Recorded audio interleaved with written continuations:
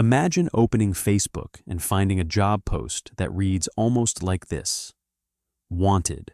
Scientists willing to crawl through a pitch-black cave, through gaps as narrow as 18 centimeters, no ropes, no harness, real risk of getting stuck or worse.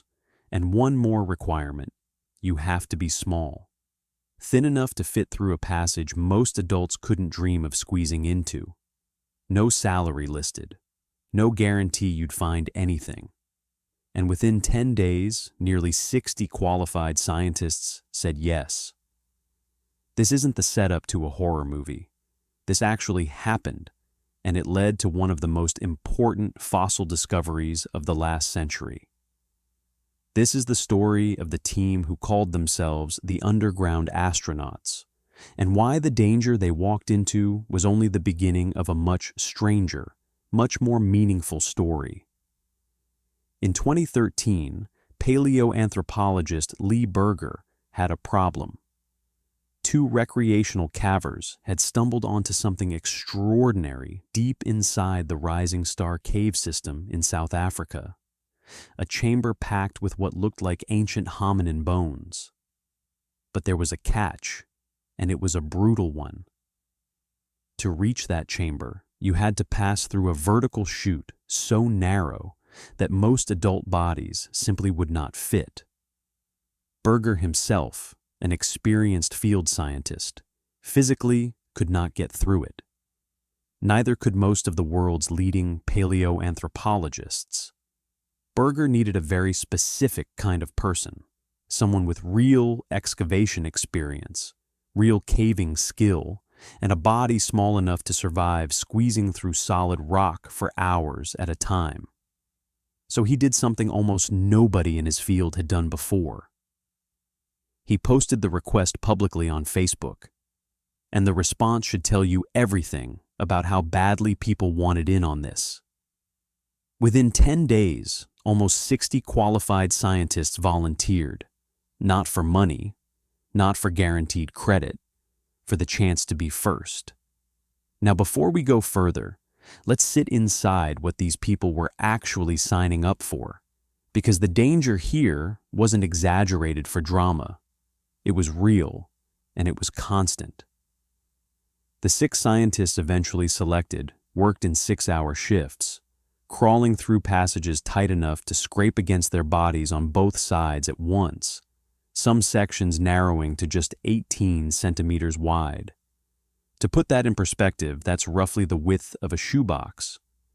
Then came the vertical chute, a near-vertical rock shaft they had to descend to reach the fossil chamber.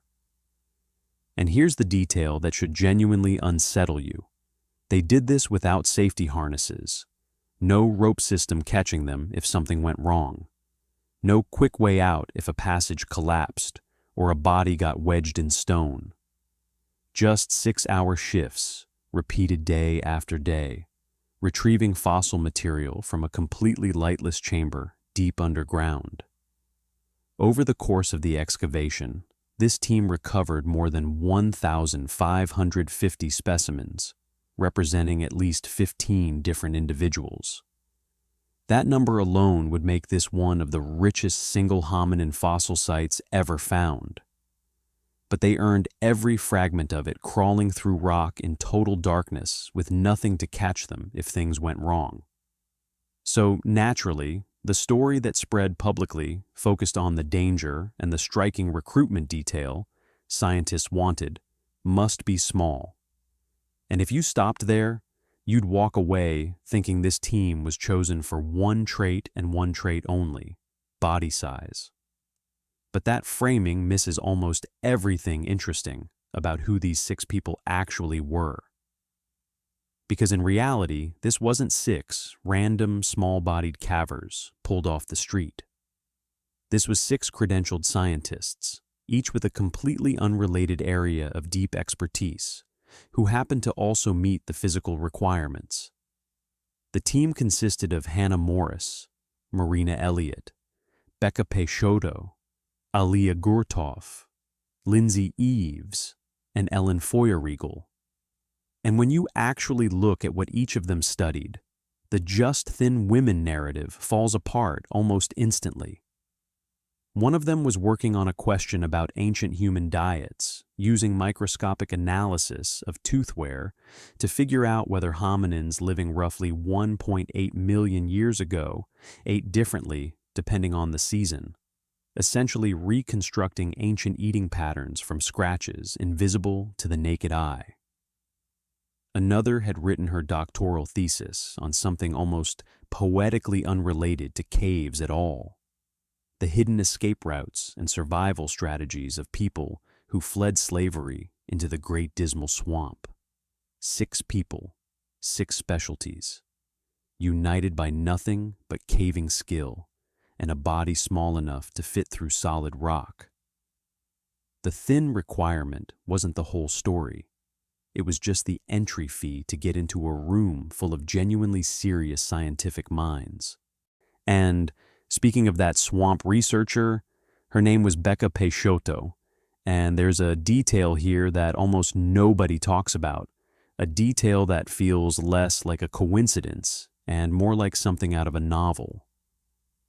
Her academic work centered on a concept she called resistance landscapes, essentially studying how escaped people used a hidden, nearly impossible to navigate swamp to stay concealed from those hunting them, mapping the landscape not for what it looked like on paper, but for how it was actually used and survived in.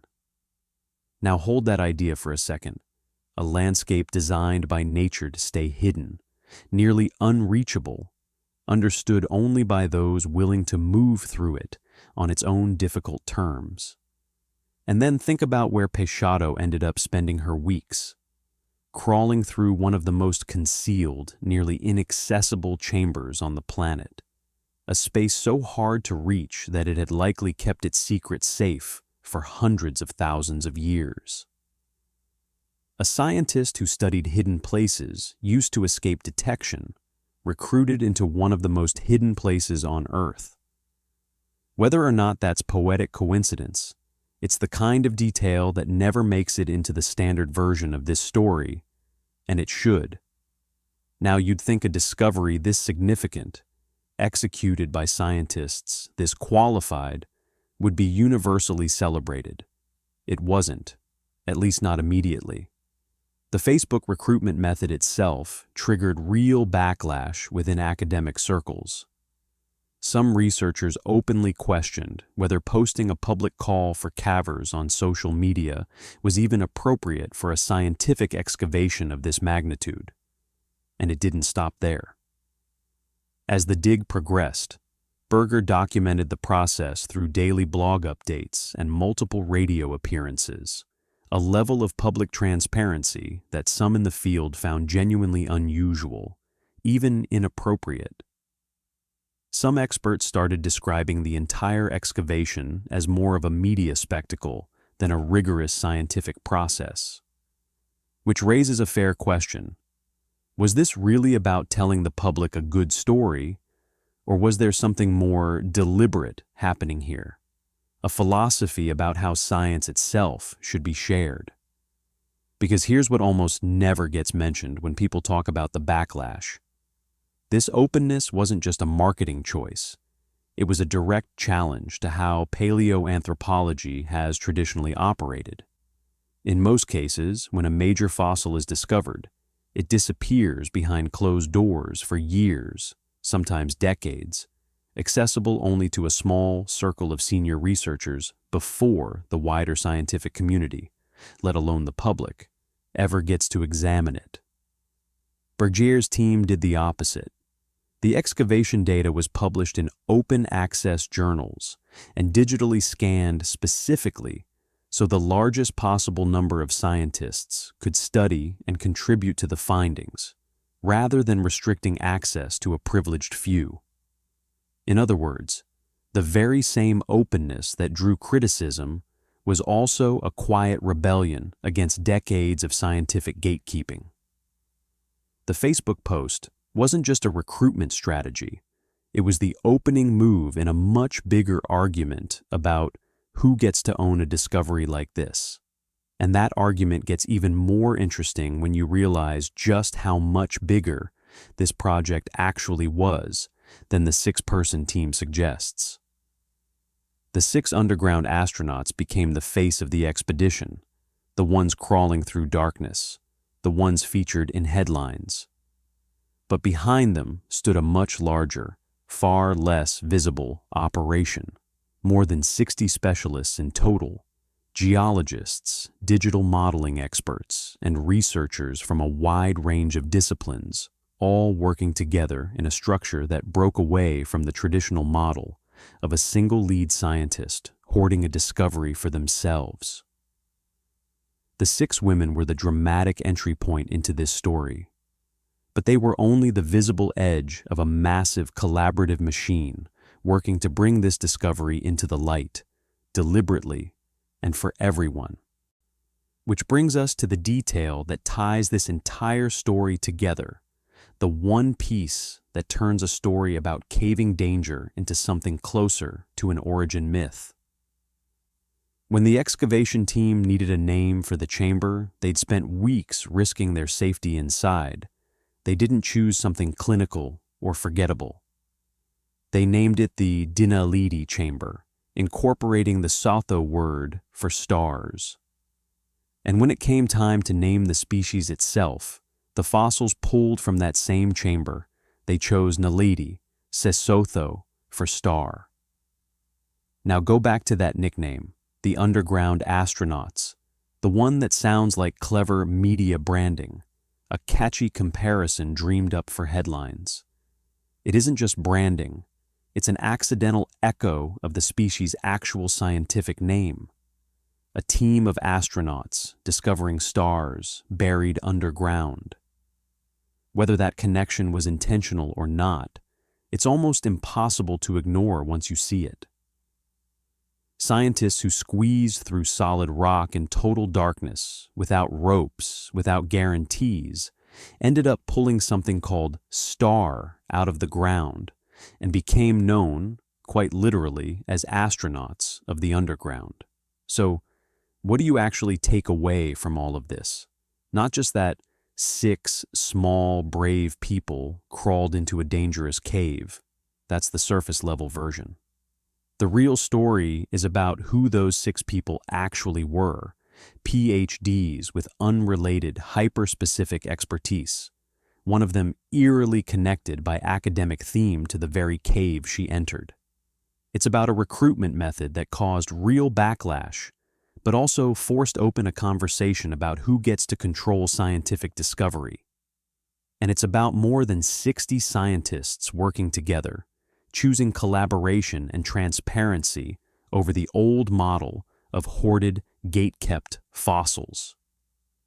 A single Facebook post led to one of the richest hominin fossil discoveries in history, uncovered by a team whose name, quite fittingly, turned out to mean exactly what they found.